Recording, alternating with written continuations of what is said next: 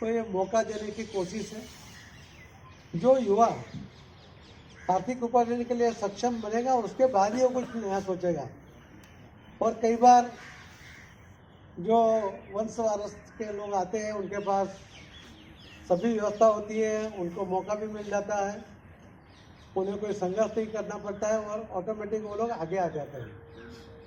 तो ये प्रथा तोड़नी चाहिए। ये कोई राजाशाही नहीं है, ये लोकशाही है।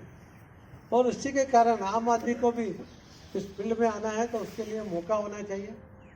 और इसीलिए उन्होंने आह्वान किया। करीब 1 लाख लोगों को जोड़ने की कोशिश उन्होंने शुरू की है। उसके अंदर बहुत से लोगों ने एप्लीकेशन किए। नंबर मुझे अभी पता नहीं है, मैं कोशिश करूंगा, नंबर मिल जाए तो आपको भी मैं भेज दूंगा। मगर ये जो कोशिश है ये बहुत ज़बरदस्त है।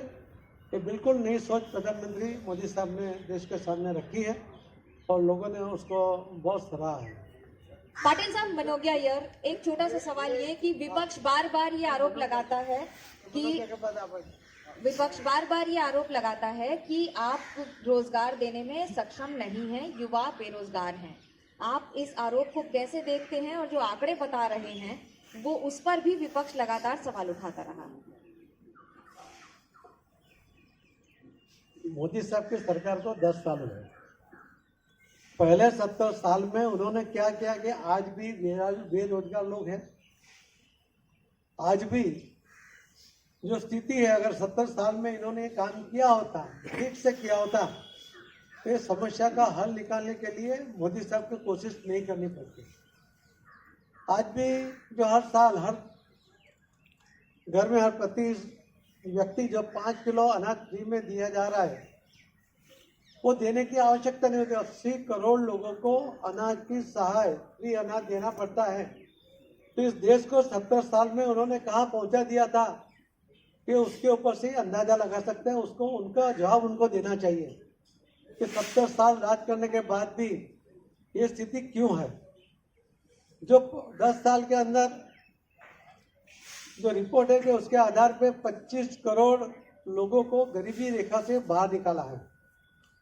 तो उन्होंने दूसरा सवाल किया कि अगर 80 करोड़ में से 25 करोड़ लोगों को गरीबी रेखा से बाहर निकाला है तो उनको फ्री अनाज क्यों देते हैं।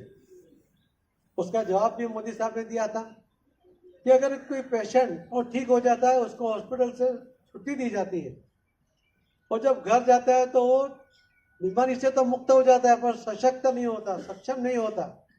उसे कुछ आराम की, कुछ पौष्टिक आहार की जरूरत होती है। तो ये जो अभी 25 करोड़ लोग जो गरीबी रेखा से बाहर आए, उनको अगर हम सपोर्ट खींच लेंगे तो वापस गरीबी रेखा से नीचे आ जाएंगे।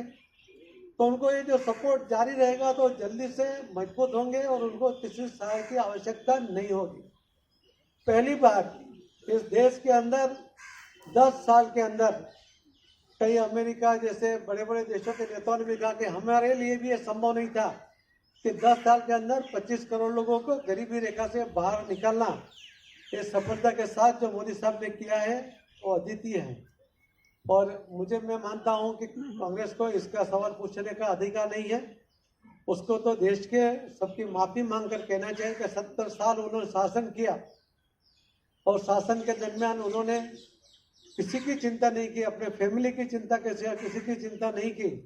उसी के कारण आज भी जो समस्या है उसको हल करने के लिए मोदी साहब ने अनेक योजनाओं युवा के लिए, उसको आर्थिक सहायता के साथ, स्किल इंडिया के साथ जो अनेक योजनाओं द्वारा उनको सशक्त करने के, उसको काम देने की कोशिश ये मोदी साहब की सरकार में हो रही है और उसके अच्छे परिणाम भी मिल रही है।